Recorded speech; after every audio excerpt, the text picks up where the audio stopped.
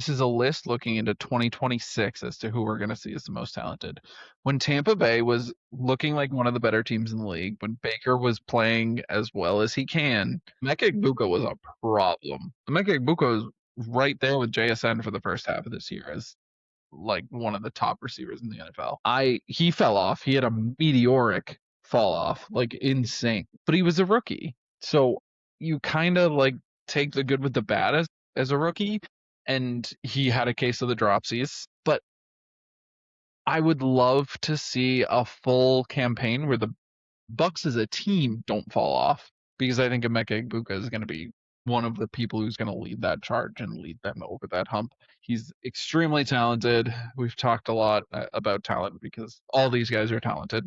They're all in the runnings for being a top 32 NFL wide receiver, but I do think he is a lot better than some of the other names that we've talked about so far in terms of looking forward and having their career and their 2026 year. Yeah. So the biggest thing, there's a couple things with Egbuka. It was not any one thing. At the beginning of the season, yeah, he was absolutely that dude, but they also didn't have a lot of other people there. But the way that it changed is what was so concerning for me. Um, Number one, Baker was throwing terrible passes only to him. Like his stats when it comes to like his accuracy dropped tremendously throwing to Igbuka, and you saw it so many times where it was like, and again, as a Saints fan, I see these guys all the time. Um, Baker would throw him a ball, and it wasn't in the same zip code as Igbuka, and I don't know how that starts to happen in the middle of the season rather than the beginning of it. And so like that was really weird. And then when he was finally getting him the ball, Egbuka was dropping everything like we were talking about.